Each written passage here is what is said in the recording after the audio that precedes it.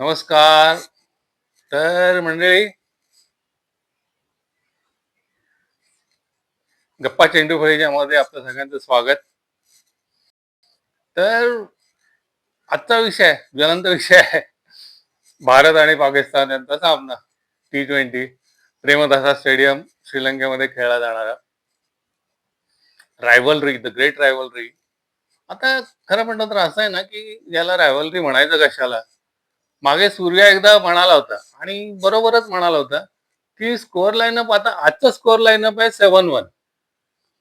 7-1 ही rivalry नाही होऊ शकत. रायव्हलरी केव्हा होते माहिती आहे का? जर स्कोर लाईनअप असेल 4-4, 4-3, दॅट इज रायव्हलरी. 7-1 ला कसलेली रायव्हलरी? ही स्कोर लाईन जी आहे ती असं दाखवते, की एका संघाचं निर्विवाद वर्चस्व आहे आणि दुसरा संघ त्याच्यासमोर कमी पडतोय. असो, काय असेल ते असो. आणि दुसरी एक गोष्ट अशी आहे ना, की आजचा जो सामना आहे, त्याच्यावर पावसाचं सावट नक्कीच आहे. श्रीलंकन वेधशाळा अशी सांगते, की आज हा प्रेमदासा स्टेडियमवर जो सामना होणार आहे, त्या सामन्यामध्ये पावसाचा व्यत्यय येण्याची शक्यता खूप मोठी आहे. Let us keep our fingers cross. सामना होईल. पुन्हा एकदा पाकिस्तानला दणदणीत हरवल्याचं समाधान आपल्याला मिळेल, ही अपेक्षा आपण करूया. पण मित्रांनो, असं आहे ना, हा हा जो फॉर्मॅट आहे, हा फॉर्मॅटच एवढा विचित्र आहे ना, की इथे कसं आहे, 50 ओव्हरचा सामना किंवा टेस्ट मॅच असेल तर आपण खात्रीने सांगू शकू, की या संघाला एज आहे. हा जो संघ आहे, हा 70% 30% असा चान्स आहे, 60-40 व्हॉटएव्हर इट मे बी. पण T20 मध्ये ना काय काय नाहीच आहे. T20 जे म्हणतात ना, काय ते प्रवाहपतीत आहे. प्रवाहपतितांचा जो खेळ आहे, हा T20 आहे. त्या फ्लोमध्ये तुम्ही जात असता. At the end after 40 overs काय होईल माहीत नाही. त्या फ्लोमधूनच सगळे जात असतात. शेवटी जे होईल ते होईल.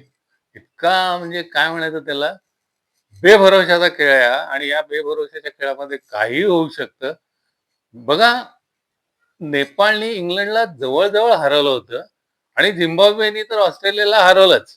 आजच्या सामन्यात काही रिझल्ट येऊ शकेल. काहीही येऊ दे रिझल्ट. शेवटी विनर क्रिकेट असेल आणि एक चांगला चुरशीचा सामना आपल्याला बघायला मिळावा, एवढीच अपेक्षा. आजच्या सामन्यामध्ये चुरस असेल हे नक्की. कारण असं आहे ना, की पाकिस्तानची बॅटिंग मला काय काही अर्थ नाहीये आणि पाकिस्तानची जी बॉलिंग आहे, ती बॉलिंग आता त्यांनी काय म्हणतात त्याला, लोडेड विथ स्पिनर्स आणि त्या स्पिनर्समध्ये त्यांचा खरं बघितलं तर एकच स्पिनर चांगला आहे. तो अब्रार कोण आहे ना, तोच विकेट टेकर बॉलर आहे. आता हा नवीन जो उस्मान तारिक त्याची हाईप झालेली आहे.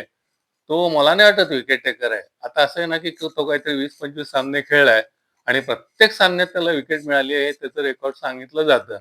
पण तुम्ही जर पाहिलत तर त्याला विकेट कशा मिळालेल्या आहेत, की मिड ओव्हरमध्ये तो जेव्हा टाकतो गोलंदाजी, तेव्हा त्याला फोडायसाठी फलंदाज प्रयत्न करतात आणि असं आहे ना, की तो खूप, खूप स्लो येतो बॉल त्याचा आणि जे अगदी असे स्लो बॉल येतात, त्याच्यावर टायमिंग चुकायची शक्यता खूप असते. टायमिंग चुकतं फटक्याचं आणि फलंदाज डीपला इकडे-तिकडे कुठेतरी झेलबाद होतो. त्याच्या सगळ्या विकेट अशा आहेत. बॉलर्स विकेट अशी जी म्हणतात, मला तर म्हणजे मला नाही माहिती असेल तर. त्या मानाने अब्रार जो आहे तो विकेट काढतो. त्यामुळे तसं जर त्यांच्या स्पिनचा जर थ्रेट असेल तर तो फक्त अब्रारकडून आहे, उस्मान तारिककडून नाही. आपले लोकं त्याला अगदी व्यवस्थित खेळणार आहेत. फक्त एकच आहे, त्याच्या मिड ओव्हर्समध्ये जेव्हा तो बॉलिंग टाकेल, तेव्हा वेडेवाकडे षटकार मारण्याच्या ऐवजी ग्राउंड स्ट्रोकवर चौकार किंवा 1-2 रन पळून काढून प्रत्येक ओव्हरला त्याचे 8-9 रन जरी काढले, तरी काम होतं विकेट न देता. आणि आपले खेळाडू नक्कीच, आपली फलंदाजी जी आहे ना, ती सगळ्यात स्ट्रॉंग फलंदाजी आहे भारतीय संघाचीच आहे. ते हे सगळ्या गोष्टी मॅनेज करणार. No doubt about it. दुसरी गोष्ट, आता हा सामन्याच्या आधी जी प्रेस कॉन्फरन्स झाली ना, त्या प्रेस कॉन्फरन्समध्ये सलमान अली यागा आणि सूर्यकुमार दोघांची तारीफ केली पाहिजे. दोघेही अगदी मॅच्युअर हे केली, त्यांनी उत्तरं दिली प्रेस कॉन्फरन्सला. या खेपेला विशेष म्हणजे पाकिस्ताननी आपल्या पत्रकारांनाही हे केलं होतं, अलाऊ केलं होतं प्रश्न विचारायला. चांगली गोष्ट आहे. तर आता सलमान अली यागा सुद्धा त्याला जेव्हा विचारण्यात आलं, की "तो कोण आहे उस्मान तारिक?" तो चांगला बोलला. तो म्हणाला, "माझ्या दृष्टीने 15 प्लेयर महत्त्वाचे आहेत. 15 मधलाच तो एक आहे." त्यांनी उलटं आपल्यावरच हे केलं, की तुम्ही लोकांनीच त्याचं एवढं मोठं हाइप केलेलं आहे. माझ्या दृष्टीने तो एक प्लेयर आहे. असो, चांगला बोलला तोही. त्यानंतर सूर्या तर एकदम स्मार्ट आहे. दोघांमध्ये जर विटी आन्सर कोण देतो ना, तर सूर्या देतो. अभिषेकबद्दल जेव्हा प्रश्न विचारला, तेव्हा त्याला तो हां म्हणाला होता त्यांचा कॅप्टन, की "तो लवकर बरा हो आणि चांगल्या संघ प्लेयर्स विरुद्ध खेळण्यामध्ये मजा येते." तर तो म्हणतो, "तुमची एवढी चांगली इच्छा आहे, तर तुमची विश बहुतेक पुरी होईल." म्हणजे समजलेलं नाहीये अजून. म्हणजे तो पुरता फिट आहे की नाही, अभिषेक खेळणार आहे की नाही. ठीक आहे, बघूया. आता मुख्य म्हणजे सगळ्यात इथे प्रॉब्लेम मोठा आहे ना, तो पावसाचा आहे. रेन थ्रेट खूप आहे. म्हणजे श्रीलंकन वेधशाळेचा अंदाज असा आहे, की प्रेमदासावर जिथे मॅच होणार आहे, तिथे 70% पावसाची शक्यता आहे. असं म्हणतात. माहिती नाही, की ते जे त्यांची जी कव्हर सिस्टम आहे, पाऊस आलाच तर. तर एंटायर ग्राउंड कव्हर होतं.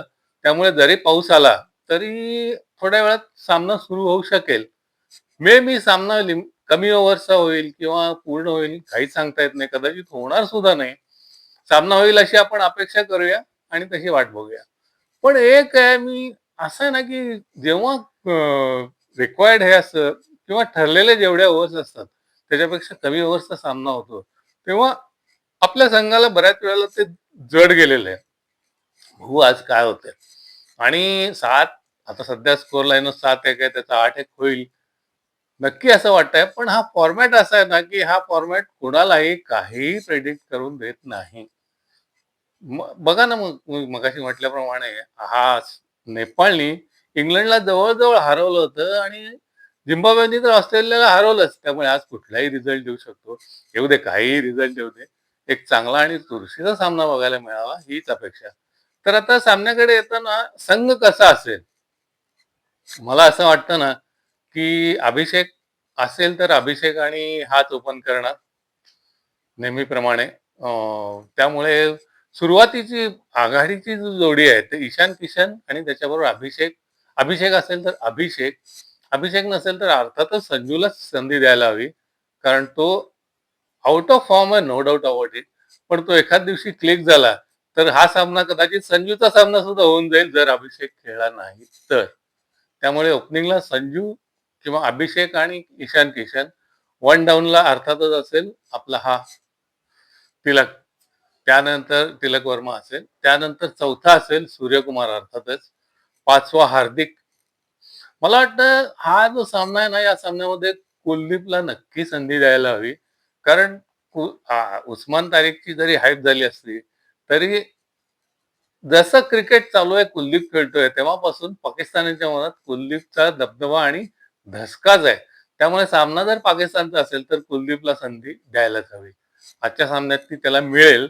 तर आता असं आपण म्हणतो लाईनअप जर 11ची बघितली, तर ईशान किशन आपला हा अवेलेबल असेल तर अभिषेक, नाहीतर संजू, तिलक वर्मा तिसरा, चौथा स्काय, 5वा हार्दिक.